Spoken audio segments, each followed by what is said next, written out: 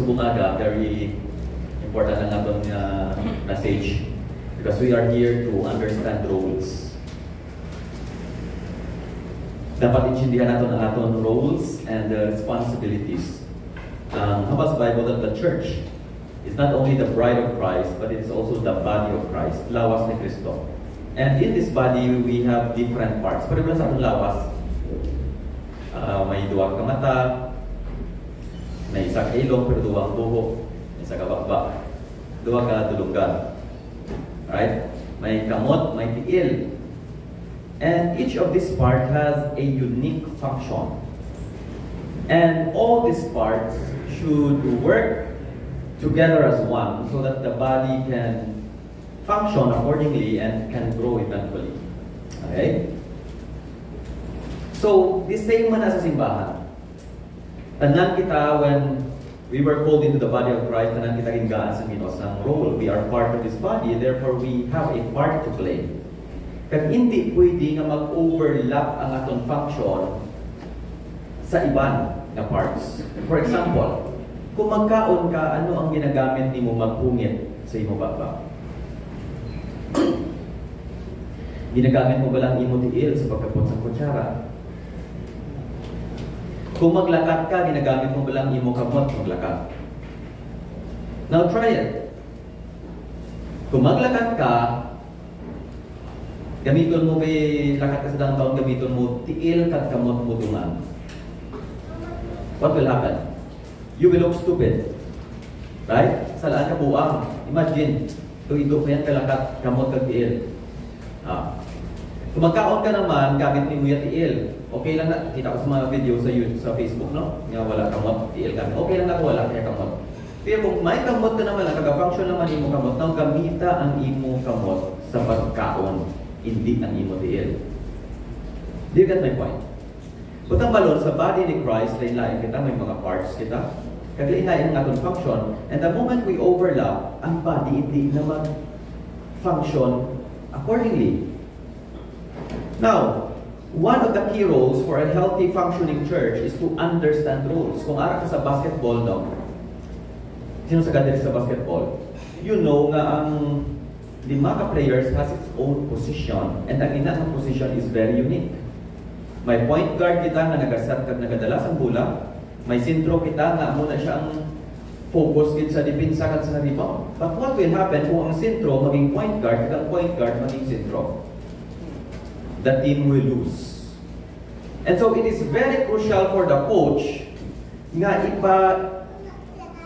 alinton, okay, that's the term i-relay or i-make clear ang roles ng kada isa. Now, mabali mo ang message kini hindi ni para sa to, no. This is for all of us, although we will speak about the pastor sa bumaga. This is for all of us so that you can understand our role. And next Sunday, ang focus naman is the congregation, the saints. Kaya kung mag-intindihan na kita role, mas hapos kita mag-function. Amen. Now, I want you to appreciate kung ano ang role sa pastor. And then next Sunday, tanawan natin kung ano naman ang role sa individual members sa sining simbahan. Okay, so this is again a very important message. Now, who is the pastor? Gigamit ko din ang title, the overseer. Kagdira na makuha sa atong verse. And let's jump to verse 28. Ang bagra, keep watch over yourselves and all the flock of which the Holy Spirit has made you overseers. Okay, ang bagra, keep watch because the Holy Spirit made you overseers. Be shepherd of the church of God. Nawara na. Be shepherds. Tandaan yung keyword ha? Which He bought with His own blood. Now, based sa sininga definition, who is the pastor now? He is the overseer. Magambang kita overseer, supervisor. Ang iya role is supervision. Okay, kung tunga ko limang word na supervision, dapat may vision siya na super. Makita niya ang tanan. He is sensitive to the needs of the church. Okay, siya naga-supervise, siya naga-manage sa flocks ng Ginoo. Okay, sa the Church of God ang gamit ra. And he is not only the overseer, he is also the pastor. Ang word nila na be shepherds. Okay? But naman in other translation, be pastors of the church of God. Okay? Be shepherds, or shepherd means pastor. Ang malaki na kasimple. So, ang pastor is the overseer or the one who shepherds the church of God. Very interesting. Kaya gintawag nila ang church sang Ginoo, tanawan yung verse 28, as the flock. In short, the other name for the church of God, di ba damo kita names? It is the temple of God. It is the body of Christ. It is the bride of Christ. Kaya ang isa gali ka title sa church ang Ginoo is, it is the flock of God. Then who is the shepherd? Come on. Who is the shepherd? Okay. There is only one shepherd sa siningang simbahan. There is only one pastor sa siningang simbahan. And that is not me. It is the Lord Jesus Christ. I'm glad that He is the pastor, not me. Ang mga pastors sa Bible, they are called under shepherds. They are simply, although they are doing the shepherding part, but they are not the owner of the flock. Clear in there. Now, when we say shepherding or overseeing, it involves three things. Tandaan ninyo, I'll make it as simple as possible. Number one, leading. That's the first job of the pastor. It is to lead. Ikadua, it is to feed. Ikatatlo, it is to protect. Di mo ini makita. In Psalms chapter 23, David says that the Lord is his shepherd. Shepherd niya ko ng Ginoo. Pag anong ginobras ng shepherd? Number one, he makes me lie down in green pastures. That is feeding. Number two, he leads me beside the still waters and in the paths of righteousness for his name's sake. That is feeding. That is leading. Okay? Number three, Hambali David, yea, though I walk in the valley of the shadow of death, I will fear no evil, and thy rod and thy staff, they comfort me. Now that is protecting. So this is the job, the primary job of the pastor. Tatlo lang itandain ninyo. Leading, feeding, and protecting. Amo na ang trabaho namon. Okay. Kagang hambal dira, keep watch over yourselves and all the flock of which the Holy Spirit has made you overseers. Sino kuno ang naghimo sa amon nga pastor? Sino ang nagbutang sa amon sa office or sa position? Ang hambal diri, it is the Holy Spirit. Okay, what is the point there? Pwede lang maalalayan na sige ba? Let's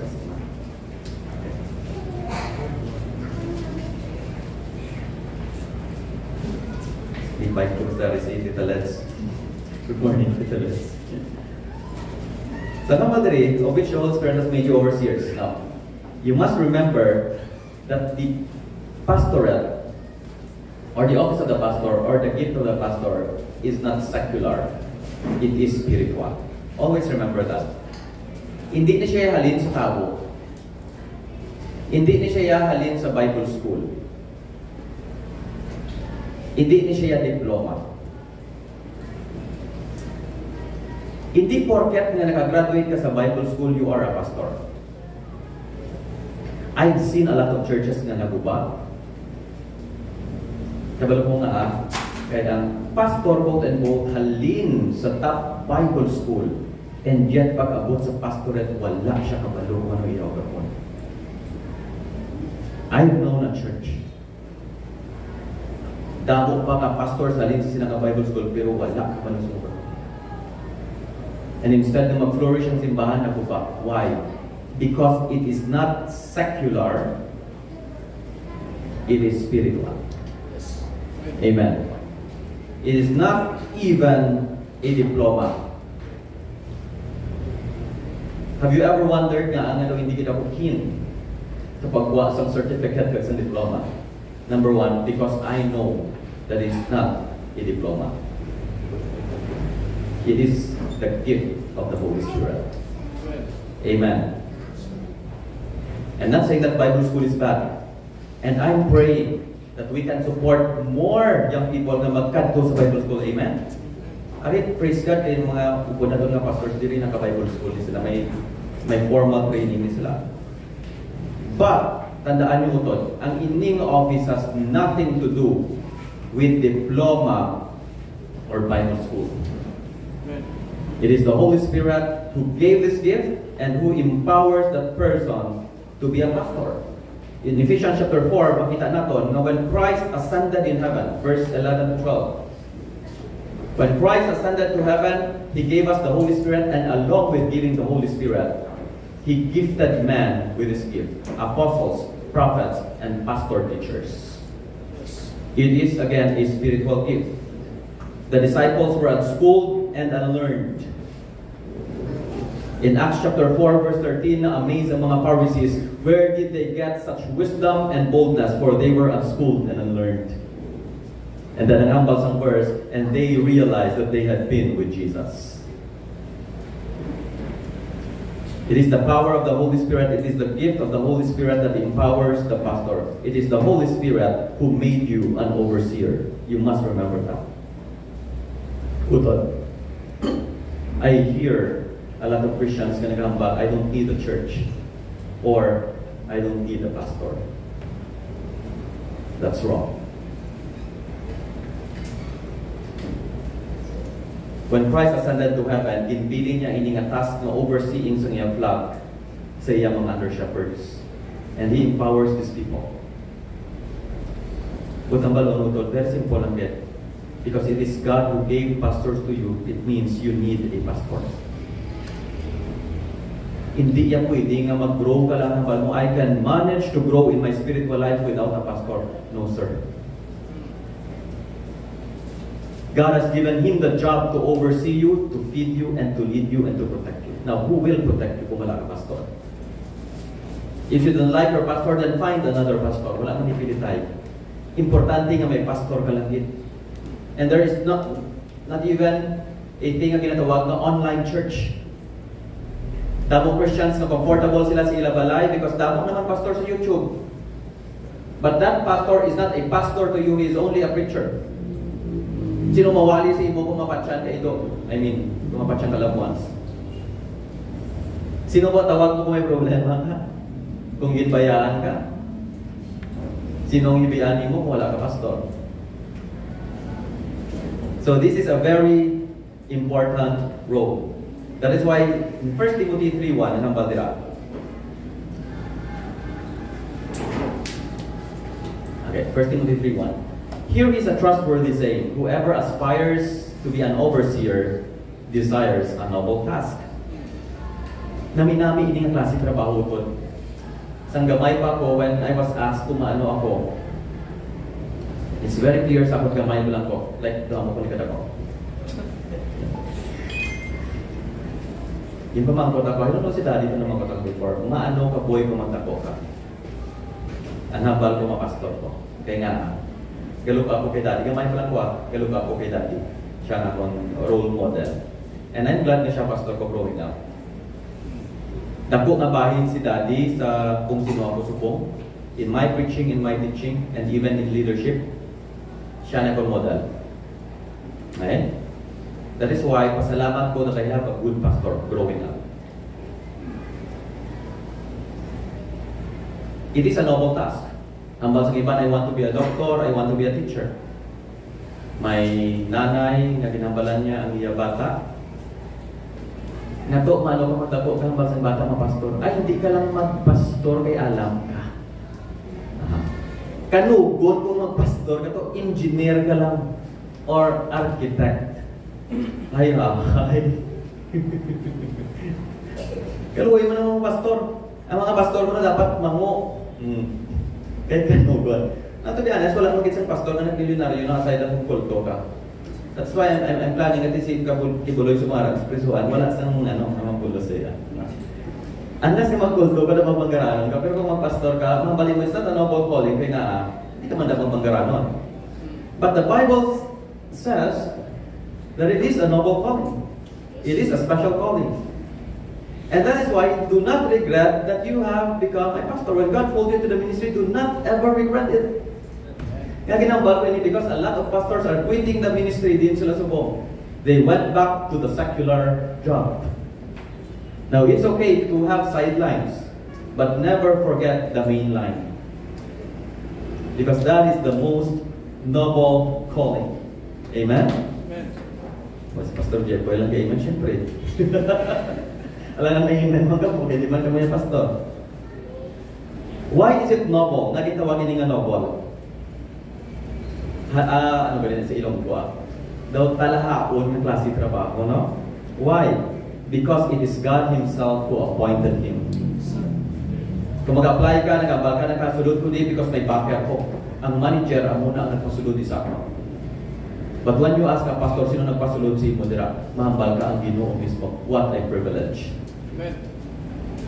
It is God who appointed him. That is why, he is accountable sa Ginoo. James 3:1. He will be judged with a stricter judgment. Not only that he is accountable to God, he is also accountable to God's people. If there is one job na pertika kulmaan ng accountability, that is the job of the pastor. It's not even the job of the doctor. Ang doktor, kung magsala ang diagnosis, pwede ka mapatay. Pero kung ang pastor, kung magsala ang teaching, pwede ka magpa-imperno. Okay? Do you get my point? Now, may accountability, pero the greatest job na may greatest accountability is the pastor. Truth ang ginahambal namon, but what if kung lie ang natudlo? What if sala ang gintudlo namon sa imo? There was once a member nga githambal, nag-story open up sa akin, amo siya hambal niya. Ngang amon pastor before gintudloan kami nga ang tanan ko nga sala nga ginhimo ginalagas ako sang Ginoo subong kay nga i-judge niya ako. Grabe gid ang pagdumdum sang Ginoo sa tanan ko nga sala, to the point nga every time na mag-drive sa motor ginapulbaan siya. Kay nga abi niya i-judge sa Ginoo. Sa nagstorya kami, ginambalan ko siya, Hebrews chapter 10, ang hambal sa Ginoo, your sins and lawless acts, I will remember them no more. That when God perfectly loves you, ang hambal sa Bible, love does not keep a record of wrong. You know what? Ang ina nga tao na free. You see that? Kung sala ang tudlo sa inyo utod, sala man ang inyong pagkabuhi. Wrong believing will lead to wrong living. It is the job with the greatest accountability. Number 2 reason for that is this. Because He is overseeing God's church. Kagang hambal dira sa Acts 20 kagina, which He bought with His own blood. By the way, ang hambal sa Acts, no? Ang church ko sa Ginoo, siya mismo nagbakal sa iya tubo. Kasi only ni gina-refer, is it to the Father or to the Son? Tanawan niyo lang Acts 20, 28 to 29. There's Trinity there. The Holy Spirit has made you overseer in charge sa iya church, which is the church of God. But at the same time, He bought it with His own blood. Now, ang amay wala sa tubo, only the Son. It goes to show that the Son of God is equal with God. Amen. Buta malon, the church is so precious sa Ginoo, iya ni ginapanig panag-iyahan. Kapilit lang ako. Okay, hindi ang patambalo. Okay. Ang may ownership sa sininga simbahan, hindi si Pastor Mark. Hindi ang mga deacons, hindi man si Daddy. Ang gatagiya sini is the Lord Jesus Christ, because He was the one who bought it with His own blood. That is why when God called us, when God called the pastor to lead the church, it is the greatest privilege of all. Because the church of God is the greatest community ever sa simbahan. Amen. Now, here's a practical application. We only manage, not own the church. Therefore, the pastor has no sense of ownership. I always hear this, mantindi pa naman pastor sa mga balila. Ako ng simbahan, no? Grabe. Ako na membro.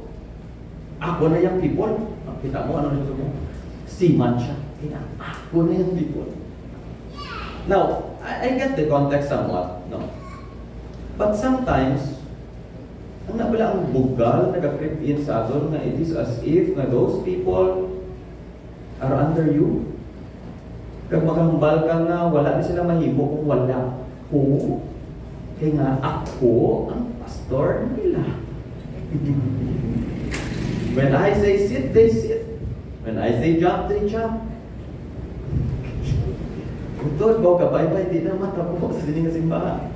I don't have the ownership of this church. You belong to no one but Christ. Nga agin hambal ko niyo because there is a church here in Bacolod.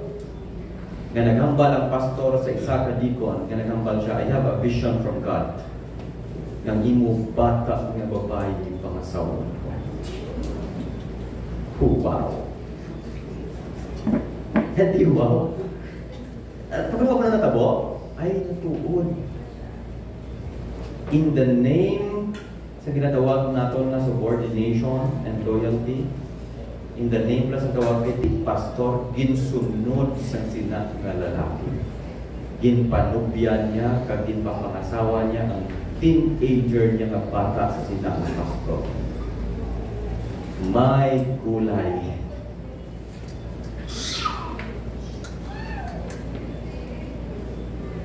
There is also a pastor nga naghambal na kailangan ko sa raptor before ang rapture. And so, ginpaamot niya ang iya simbahan sa iya salakyan. Amen? Okay. Ito tayo lang mag-amen. Mag-amen, no? Alam na. Okay, chance ako na. Now, don't you know, kung magsaylo ko Bible study, kailangan ko sa dasig-dasig ng motor. Now, what is my point? Sometimes this is the most often abused office. Amen. That's why I want you to understand the role of the pastor, that the pastor has no ownership over the church. Now, when I say, nga magambal ako para sa inyo, let's say, hindi lang na siya pagpamanahan, hindi na baka isip mo, nauutod, hindi ka pinamati sa pastor. Pati imo personal kabuhiin, trahan niya, we have no authority, we have no right over your life. Amen? So, hindi ako pwede kadikta na siya lang tubiyahaw or siya lang tubiyahaw. Hindi ko ya pwede kapilit sa inyo, di entice nyo, daladi. Kaya nga, inyo na yan sa labton sa Ginoo. And I know a lot of churches na soktanay ba na? Now, I encourage you to give, but I don't force you because I don't own your bank accounts. Amen? It is between you and the Lord. Nga agin ang bago ina. Because the moment, kung diin makamudalon sa Ginoo sa pila ka adlaw, that the pastor abuses authority and goes outside the authority of the Scripture and of the Lord Jesus Christ, then do not submit. Do not submit. Never listen to him. Kay kadamo sang churches, kay kadamo sang flock sang Ginoo nga gin-manipulate, kag gin-abuse because of this authority. Utod, the pastor has zero authority over the church of God. Sino ang may authority? It is the Word of God and it is the Lord Jesus Christ. Therefore, hindi dapat magwa ang authority sa pastor sa Scriptures. Kung magambal sa pastor mo na, is that in the Bible? Kaya the moment ka nga maglapaw ang iya authority sa Scriptures, kay Jesus, then never submit. But, if the pastor corrects, guides, and teaches you with God's Word, then by all means, listen to him and respect him. Amen. I'm not saying you don't submit. But the pastor must submit first to his chief shepherd, the Lord Jesus Christ. Tandaan din na nato. Now, it is a noble job because he feeds them with God's Word. Now, sa mga fellow pastors ko, I want you to give importance sa inyong trabaho. Why? Because we are feeding and we are giving the Word of God sa mga tao. And ang hambal sa Bible, Psalms chapter 19, verse 10, ang hambal that the Word of God is more precious than gold and sweeter than honey, than the honeycomb. Pero hindi ko precious ang pulong sang Ginoo nga to the point nga mas precious pa sa bulawan. Kung magdala ako diri next Sunday sang Biblia kag sang isa ka bareta nga gold, ano pilion ninyo? Nandiyan ba? Okay, at least wala ta plastikanay, no? Okay. Hindi ko magdala yan. Okay, but no. Ano ba the Bible? That the Word of God is more precious than gold. Why? This is where we found the message of salvation. Amen. Sa Mark chapter 7 or chapter 8, nangabal si Jesus Christ, now what shall it profit a man if he gains the whole world but loses his own soul? And what can a man give in exchange for his soul? Wala kasing may ibaylo sa imo kalag, wala kasing may maibakal sa imo kalag. Bisan nipunon mo ang manggad sa bilog na simbahan, hindi mo mabakal ang imo kaluwasan. Ang makabakal lang sina ang dugo ni Kristo. Amen. And diin mo ina makita na mensahe nga maluwas na kita paagi kay Jesus Christ. Diin lang gid ara sa Biblia. Because faith comes by hearing and hearing the words of Christ. That is why the Word of God is very important and ginhatag ini sa pastor nga siya ang mag-feed, kag ang mag-preach, kag ang mag-teach sini. Because the Word of God changes and saves lives. That is how noble the work of the pastor is. Amen.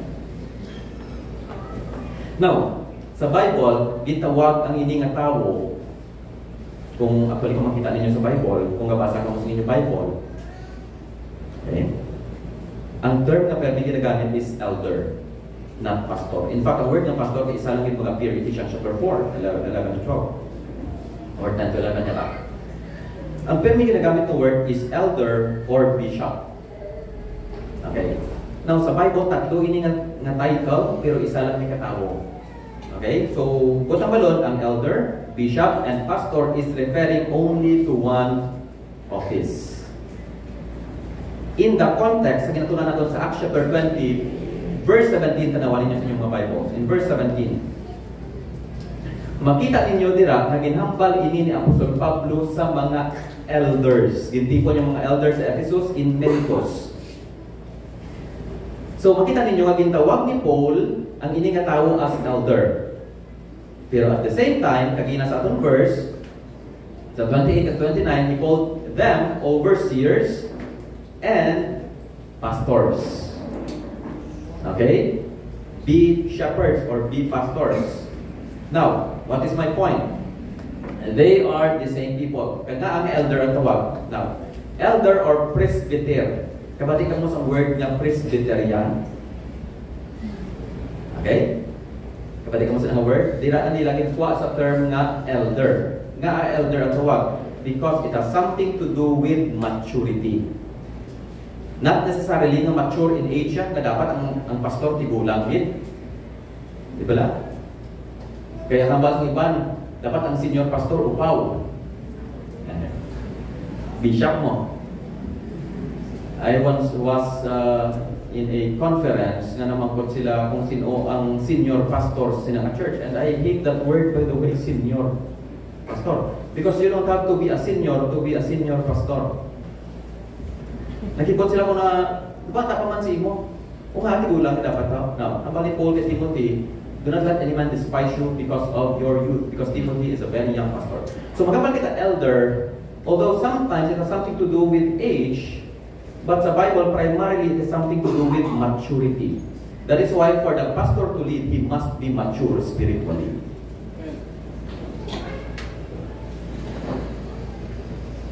Okay? The same with the word bishop. Nga bishop ang gamit. Ang word ng bishop or overseer, okay, comes from the Greek word episkopos. Meaning, it has something to do with his general and overall function as the supervisor of the Church of God. Siya niyang ga-supervise sang tanan nga affairs ng simbahan. Sadly, ang ini nga function di na overlap sometimes sa mga deacons. Nastorya ko ni before that there was once a guy nga nagkadto diri sa simbahan. Kag ginabala ko siya mangkot siya, "Are you a Christian, sir?" But yes, and I belong to a very big church. And you know what? I am one of the officers. And you know what? I have the power to kick the pastor anytime I want. And after a month we met, he died. Deserved. That's good. Joke lang. Hindi na mo. Okay. Hindi na mo ha? Okay. Lovely. Now, nga ginambal ko ni, because wala na ini gina-follow the order. Okay? So, when this office is called an overseer, meaning he has the right to oversee the flock, to supervise. But it doesn't mean that he needs to do the job alone. Nga siya lang niya isa. Or siya it mismo ang maobra. I met a pastor last week nga hambal niya sa akon pag-ulang ko stroke. Kaya nga na-stress. Kaya nga siya tanan ka obra. It doesn't mean ako supervisor ka, ikaw tanan ka obra. In fact, dapat mo supervisor ka kabalo ka mag-delegate sa trabaho. Amen. That's why you need a team if you are in a pastoral job. You need a team because you can do it all. You don't have it all. Okay, you don't have it all. Titus 1:7 ang hambal, for an overseer as God's steward must be above reproach. Now, ang gingamit nila ni Paul, pagsulat kay Titus, is the word overseer, not bishop. I mean, not elder or not pastor, but rather bishop or overseer or episcopos. Pag tanawan ninyo, God's steward, meaning wala siya ownership sa flock ni Lord. Amen? So again, let us be clear. I don't own this ministry. I don't have any ministry at all. Iyan ito na ni Christ. Alright. Now last, the title is the word pastor. And it has something to do not with his general job, but with his specific and most important function, which is teaching and preaching. Ephesians 4:11-12.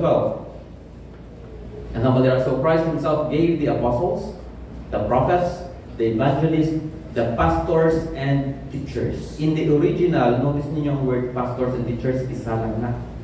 The office. Butambalon, you can be a pastor but not a teacher.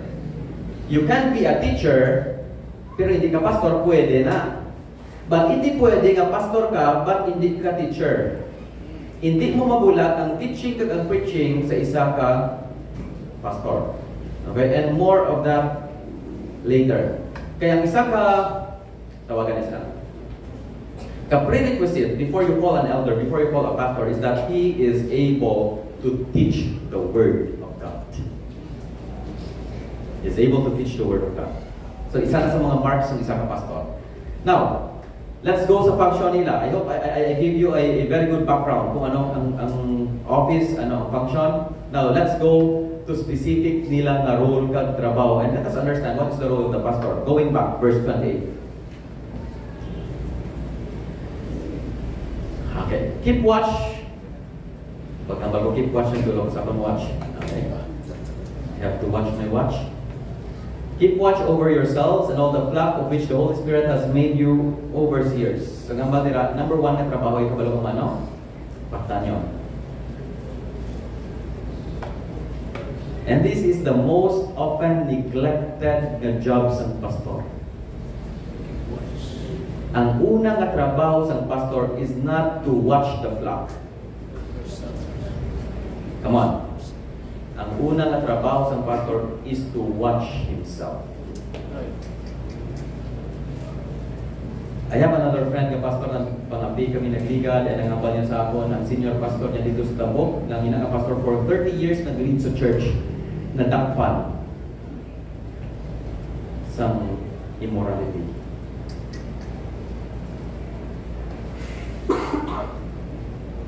Don't you know makadamo sa pastors nga na-fall in private?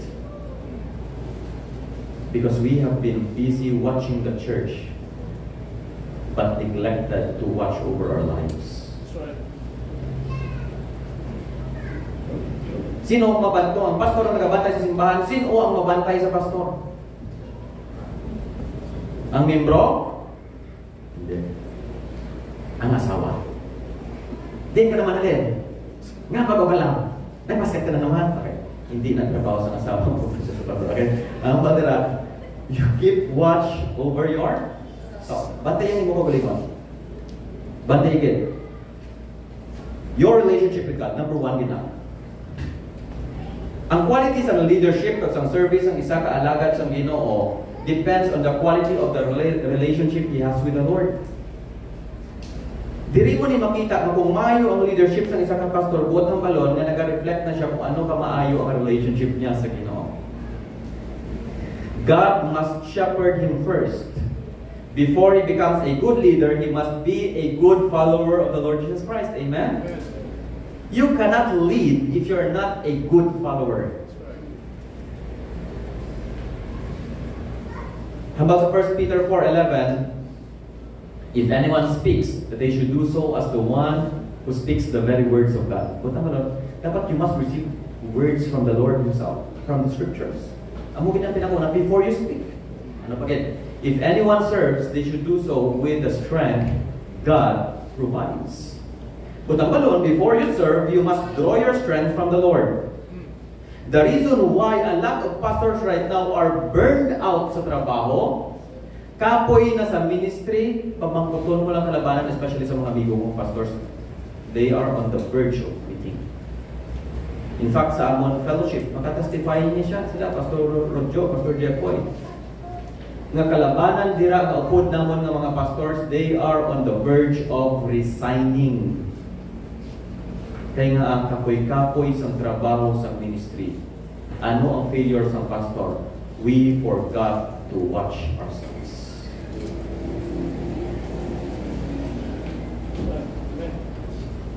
Nalipat kita sa relasyon sa Ginoo. Permi lang kita kabantay, mga pastors, permi lang kabantay, kamusta to relasyon sa Ginoo man? Pero ikaw yung pastor, kamusta relasyon sa Ginoo? Because it is from Him that you draw the power and the resources to serve His people, even guidance and wisdom. Di kagapwa, halin mismo sa Ginoo.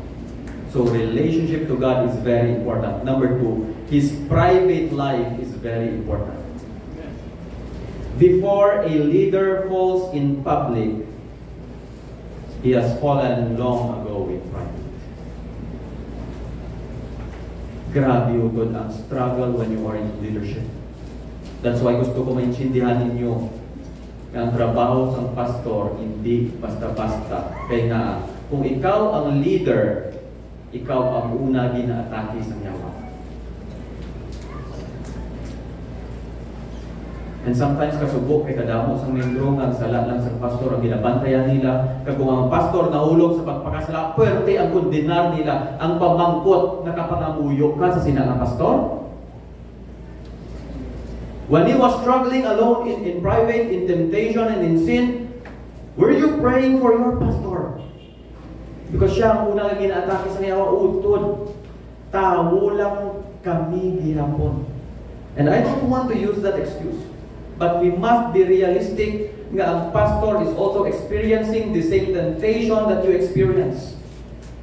And sometimes it's worse compared to an experience in you because he is the leader of the church. That's why it's very important for the congregation to pray for your pastor. May tigulang ako nga permi ginabisitahan si Iloilo, kakangambal niya, boy. Igahatag permi siya money. Pwede laon. Ambal niya po'y pangamuyo ng ginamahan kag ang manok. Kabisaya. Ambal ko, dako-dako ningabutang ang mga muyo sa ako. So, ambal ko pa mo church. I need your prayers. I need your prayers. Please pray for me. I'm also battling with temptation. Sometimes may mga messages na gulpi lang mag-pop-out, nag-likat, may nag-DM. Sir, may asawa ka na. Of course, asawa ka, bro. Oh, di ba? So, daily sa life naman, we have to watch our private life. Amo gina. Hindi pwede nga matindog kami diri sa pulpito, pero we are hypocrites nga amon gali kabuhi ara sa sala. Amon ang pinaka-budlay na struggle sa tanan. We must be consistent with our private life. We must watch our private life. Number 3, his growth in the Word. Now, when we say, oh, Pastor dapat he needs to watch himself, he must first grow in the Word. Why? Because you cannot lead someone to a place where you have never been before. Kung ikaw leader, dapat ara ka sa tubang. I once heard a pastor nga nagambal siya nga hindi lang ko iya magtuon kay hindi na para sa akon. Utod, pastor ka, ikaw ang katudlo. Now karon anong itudlo nimo kung ang tanan ginambal mo balaan sa membro? You see that? Kung leader ka, dapat ikaw ang ara sa una, hindi man pwede nga ang leader ara sa likod. That is why ang pastor must grow first in the Word before he can lead and feed and protect others with God's truth. That's right. Hindi na yan pwede. And I'm hearing a lot of pastor nga hindi kuno sila ya dapat sa study o sa anong may tulay. Hindi na amo utol. How can you teach if you yourself has not been taught? How can you disciple others when you yourself has not been discipled? How can you lead others to grow when you yourself did not grow in the Lord? You are a pastor first, not a basketball player. Subuan ko. Because I'm hearing a lot of churches na nagareklamo sila nga ang amon pastor na lingaw na sa basketball.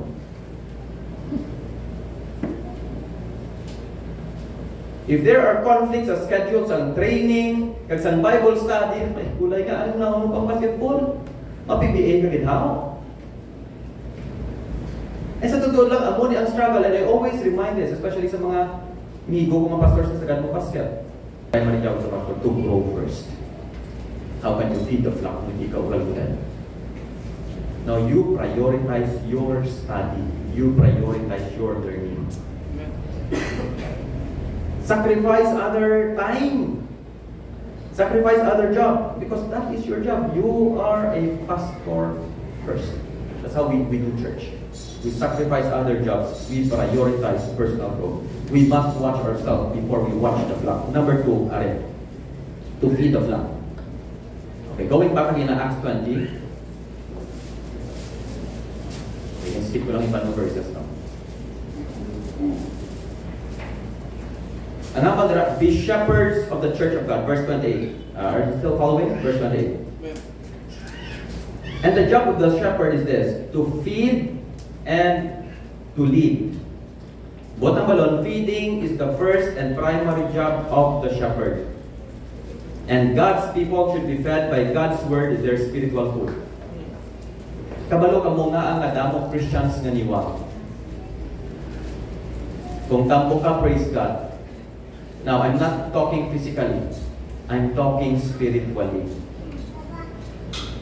Nga starving ang Christians because pigaw ang feeding. Pigaw ang feeding. And the primary job of the pastor is to feed the flock. Anong spiritual food sa mga Christians? It is the Word of God.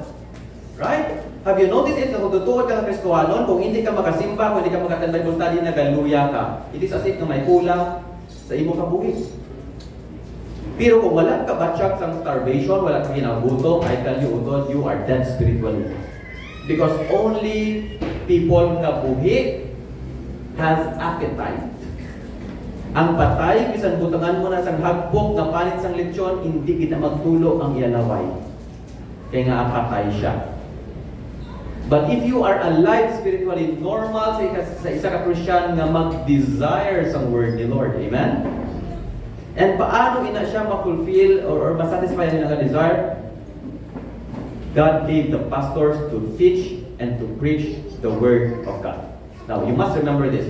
I want you to understand our primary job. Our primary job is not counseling. It is not visitation. It is feeding. Clear. And we feed the Word of God through preaching and through teaching. Tandaan kita ninyo. Botang balon, most of our time should be spent in study, not in visitation. I'm not saying hindi na ako magbisita. I'm not saying hindi na ako mag-counseling, which I do a lot, by the way. Kung ligwala ko, tawgan niyo ko, okay din na, storyahan na ita. Because that is also my job. But you have to understand that my primary job as a pastor is to feed the flock of God. That is why in Acts chapter 6 verse 4, sa sobra nila kasakaw sa mga apostles, ang nila, let us appoint deacons. Table servers nga gina-appoint ng deacon na office sa Bible so that they can help the pastor. So that, Acts chapter 6 verse 4, buksin yung lang, so that the pastors or the leaders can focus in the ministry of the word. Buot na balon, kita nga mga members, no, kamo nga congregation, ang inyo trabaho dapat buligan nyo ang pastor para nga ang pastor makafocus sa pagtuon sa pulong sang Ginoo para pag-abot sa Sunday hindi siya lata. Kay kalaway tulokon sang pastor nga nagatindog sa pulpito pero 2 ka kilo ang iya ay bags. Bangag. Kaya nga kulang sa tulog. Now this is our role, this is our job. Now let us help each other. Amen? Let us help each other. Sometimes sobra ko wali may mga random pa nga chat. Pastor ka tuwi ko dyan ay, pastor may problema ako. Pastor ano bro ko man, kinbayaan ko. Hindi agad, hindi ai. Siya lang now. So, you have to give me time na mag-focus sa preparation for the Lord. Right? Amen? Okay. So, ari pa kayo, kung in a practical na sense, basta Sabado, hindi nyo pag-istor ko, suplado ko na. Okay? Tingnan din ako kina-finalize kayo, sila ako prepare. Now, buta pala naman eh. In looking for a church, the first standard is the preaching and teaching of God's Word. Tandaan nyo na, kay iban sa atin sometimes, kapag kita sa church or magbisita ka sa ibang simbahan, for example, mag-abroad ka din, ang number 1 na standard gig ng pangitao ninyo is kung nami ang feeding kaya ang preaching. Iban ng members when they go to the church, ang una nila ginapangita, ano? Comfort. That is why a lot of big churches, especially sa mga malls, gadasig sila magdamo. Not because sometimes ang preaching, I'm not stereotyping sometimes lang. Sometimes it's not because of preaching, it's because of the aircon. And the very good music, because when you enter the church, you can really feel the presence of God. Kaya nami ang music. You must ask yourself first, because the primary job of the pastor is to feed. Therefore, ang una ni mo nga pangitaon, if you want to grow in the Lord, pangitaon ni mo una ang word kit. Is the preaching biblical? Is the preaching solid and not milk? May isa ko ka-friend, nagdugay niya sa ka-church, and then ganang pala niya, isa namon ka-friend, nga bago lang po naka-intindi sa akong salvation. Kaya nga, ang previous nga leader, ang preaching is always motivational. Wala ang word ni Lord. Unahagid, tanawagid permi. Hindi ka nga pagkita mo sa church, kapamagod ka, paano ako maka-involve man? Paano ako mag-join sa ministry man? Those are secondary reasons. Unahon hindi mo ka-grow ay hanap dira sa Ginoo through His Word. Mo kita muna pamagod niya. Now, the good pastor therefore provides the best pasture by means of sound instruction. That is his primary job. And the manner and the way is through teaching and preaching. 1 Timothy 4:13. Tanawan ninyo. Hambal ni Paul kay Timothy, until I come, devote yourself to the public reading of Scripture, to preaching, and to what? To teaching. To preaching and teaching. What is the difference in teaching and preaching? Teaching is to inform you, preaching is to persuade you. Malangin na, simple ako na. Okay? Preaching is to persuade you, teaching is to inform you. Buta balon, ang focus sang teaching is what I want you to know. Ang focus sang preaching is what I want you to do. And they go hand in hand. Because you could not teach without preaching and you could not preach without teaching. Okay? Now, Ari, Christ Himself is the example, the best example, because He is the chief shepherd. Why? After sa iyang temptation sa desert ni Satan, ang hambal sa Matthew 4:17, He began to preach. See that? Before His death on the cross, before He became the Lamb of God, who gave His life for us, before He became the sacrifice on the cross, He was a rabbi. He was a teacher, and He was a preacher, and He called men to be His disciples. Because that is the primary job of the pastor, as exemplified by Christ. It is to feed the flock. Colossians 4:4, ang hambal. Wala din. Pray that I may proclaim the word of God clearly as I should. You see that? Therefore, if our primary job is teaching and preaching, the number one task na trabaho sa pastor is this. It is to study. Ang unang na trabaho sa pastor is not preaching, is not even teaching. Ang unang na trabaho sa pastor is to study. Kaya nga, ano i-preach mo, ano i-teach mo kung wala ka katuon. Clear din din. Ano nga ba? 2 Timothy 2:15. Study to show thyself approved unto God, a workman that needeth not to be ashamed, rightly dividing the word of truth. Hindi man kami pwede ka pinalagpat kung ano ang iwali namon. Sa tutuod lang, ang pulaw sa pagtuon, ang time na ginahatag sa pagtuon, hindi hamak utod. Ang isa ka sermon na gina-prepare ko, it takes weeks before ko na i-deliver. Because I am accountable sa Ginoo and I am accountable sa inyo because you are precious in God's sight. Ang akon nga principle is this, hindi pwede nga palagpatan kung akon wali kay nga kamo diri sa church kay isa lang ka mo ma-feed. Iban sa aton ha? Kay isa lang gid ma-feed. Once a week lang gid. Kung ara kita sa balay naton, sa tuon lang more pang time naton sa Facebook kag sa cellphone. Hindi na kita kabasa sa atong Bible. So diin ka mo mapasa in your feeding. Diri lang gid sa church. That's why I want you to be here as much as possible. By all means, be here. Listen to God's word. Feed your souls. Nourish your souls. But I have to make sure that every time I stand in this pulpit, magaan ko kamo sa nami nga pagkaon nga pagpuli nyo, mahambal ko busog kami sa wali. Because that is the primary job of the pastor. It is to give time to study so that he can teach and preach properly. Sacrifice your time from other activities and spend more time sa study. I have this guy na ginalook up, si John MacArthur. And nagiya pattern siya kabuhi ang mani, bilog ng morning is for study. Bilog ng morning. Aga pa na siya kapugtaw, kag magtuon lang yun. Pagka afternoon, ministry, pagka gabi, family. Budlay-budlay i-balance. So, kaya nga, utod, budlay magtuon, budlay mag-ubra sa wali, especially kung mamuka. Ako ay struggle ala. I'm not that mambali mo ka-intellectual. So, diin mo na ibawion. No, you study. Tuon maayo. How can you rightly divide the word of truth kung hindi ka magtuon? How can you explain the word of God kung hindi ka magtuon? Amen? You are there to preach the word and yet wala ka kabalo sa ginawali mo, hindi na pwede.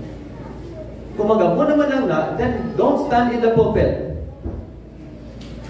Don't stand there because you're not fit to preach. Spend more time in study.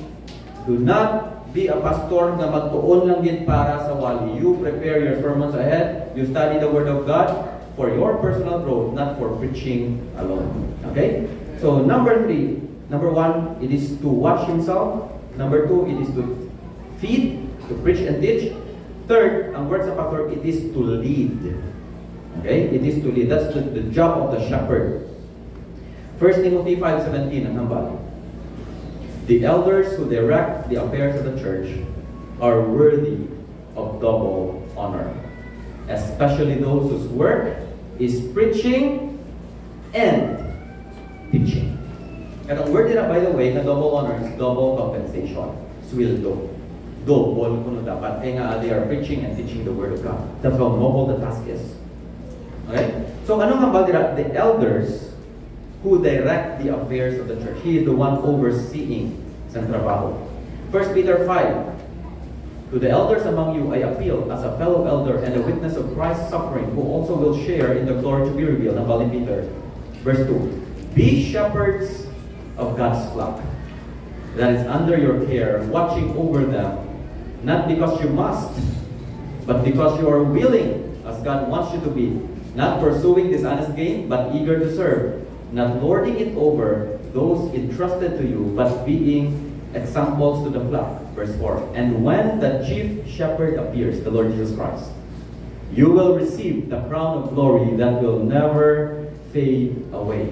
But when we lead, when we supervise, we do it out of love.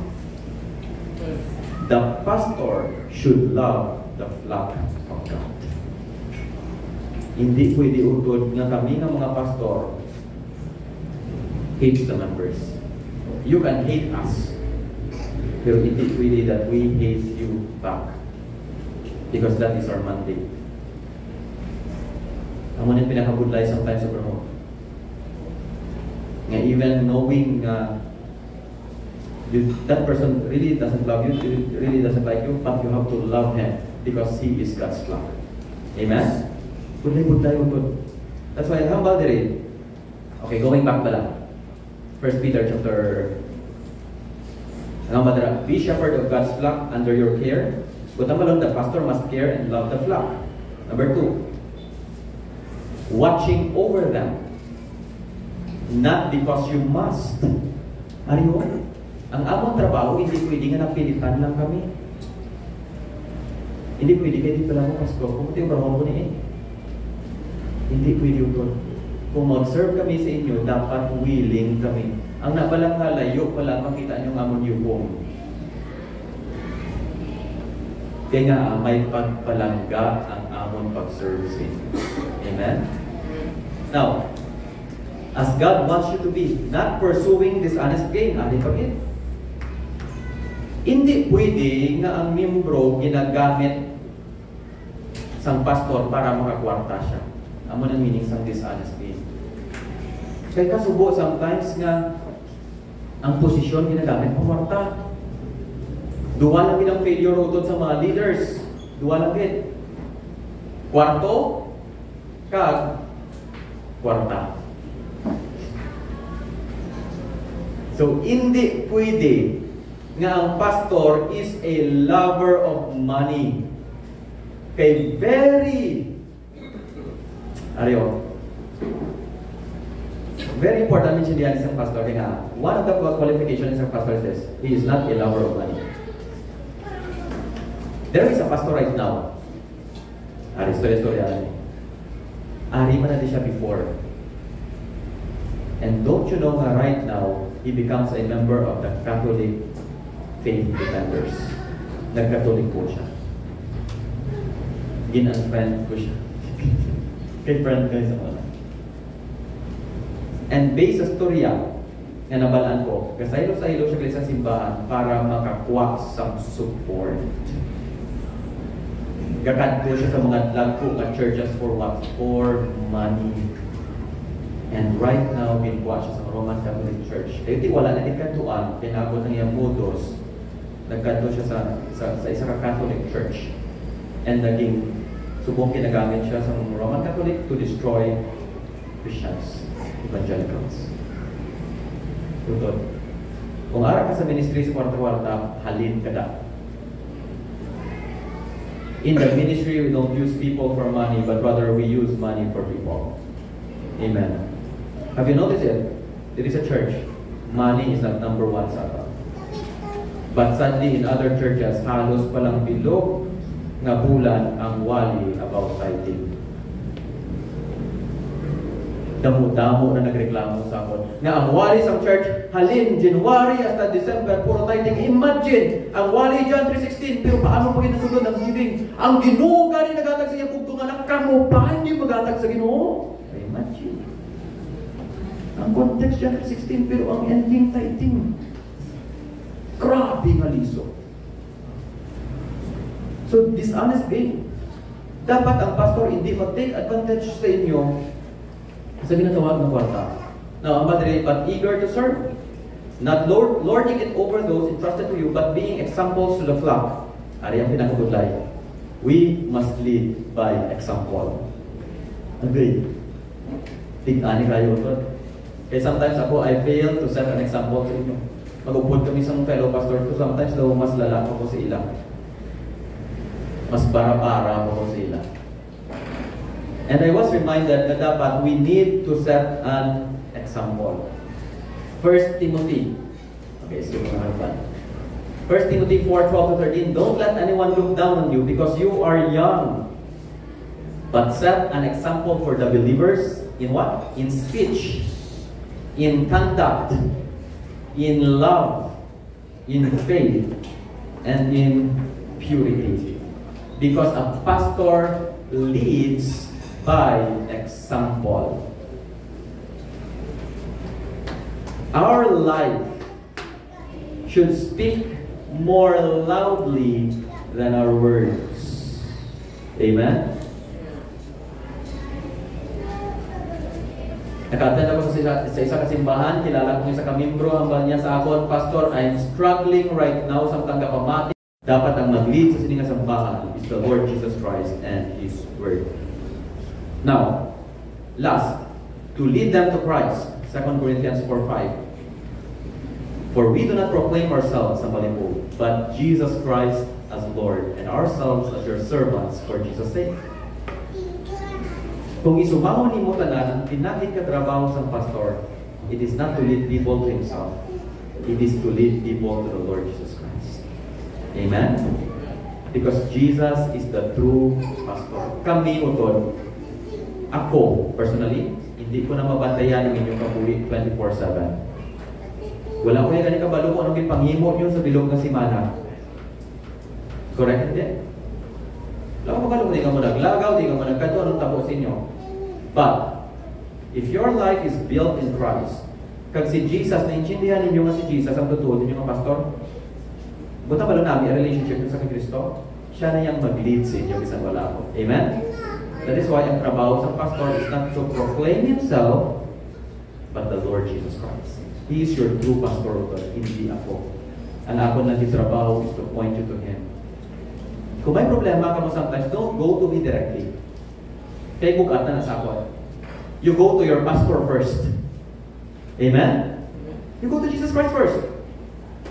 Then kung mag-okay na, then wala ka programon. Gati limited mo kuya. Pero kung hindi kita okay, kailangan nyo kita alalay, then that's my time to enter the scenario. Pero una ka mo kay Kristo because siya ang tutuod yung mga pastor. And my job, and your job, Pastor Jacquay, Pastor Rodjo, tanan, hindi ng mga pastors. Your job is to point and build people sa kay Jesus. Jesus is your true shepherd. He is your true shepherd. Last, the job of the pastor is to protect. Okay, last verse. Tama ko, skip na verse, no? Okay lang. Going back sa main context natin, verse 29 and verse 30. I know that after I leave Ambalipol, savage wolves will come in among you and will not spare the flock. But there are people na magsulod sa simbahan and nabugayo ng simbahan. They will not spare the flock. Even from your own number, men will arise and distort the truth in order to draw away disciples after them. Sa di ko ito galing nabatian nga may isa ka church nga may isa lang din kami bro mapag-ulang kita siya. Yan yung naman to. Sa Iloilo. Hindi lang ko pa pangalan ng church. Tako ka church. May isa ka member nga halin sa US, may namuni. Nagsulod sa church. And then nakibot sila later on ng ina ng membro, nag-form siya sa iyayang own Bible study without some approval sa pastor. Nag-form siya sa iyang group. Until to the point na ang loyalty sa members ara nasa sina ng membro. Halin sa US, doctor siya. Na to the point, naging kontra niya na ang pastor, and right now, natunga ang simbahan. Nag-split. Grabe. Kaya nga, this is a reality that there are divisive people sa sulod sa simbahan. Utol, how can the pastor protect the flock of God if he doesn't know the Word of God? Titus 1:9-11, he must hold firm to the trustworthy word as taught, so that he may be able to give instruction in sound doctrine, and also to rebuke those who contradict it, for there are many who are insubordinate. May tawag yun yung hindi magpa-under. Malabaw gid yan. And by the way, this is siguro isa na siya sa mga pinakasakit sa ulo sa mga pastors, members na who think that they are better than the pastor. Insubordinate. Taas pa na magtulog sa kawalingon nila. It is pastor ka lang yan, engineer ko yan.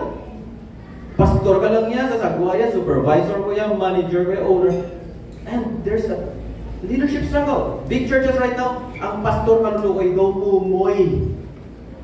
Hindi maka-oversee, hindi maka-lead because of this kind of people. Insubordinate. Empty talkers, sagad mamakba. And deceivers, especially those of the circumcision party. Oh, kilala mo kung sino ka. You belong to the circumcision party. Now, naginambal ko na, ng Paul, they must be silenced, since they are upsetting whole families by teaching for shameful gain what they ought not to teach. Ang hambal din isang ang trabaho sa pastor, iblang hambal ko sa primary, sa una pa lang, primary point. Ang trabaho sa pastor is to feed, to lead, and to protect. That's why ang hambal ni Paul din is 29 and 30. Savage wolves will come, they will distort the truth. Ano bro sa pastor? He must know the truth. He knows the Word of God. He studies the Word of God. He upholds the authority of the Word of God. Now, once na may mag-oppose siya, makahambal siya diin sa Bible nila. Kung wala ina sa Biblia, kag imo-imo lang na, shut up. Zipper them off. Karon kumusta ko Biblia.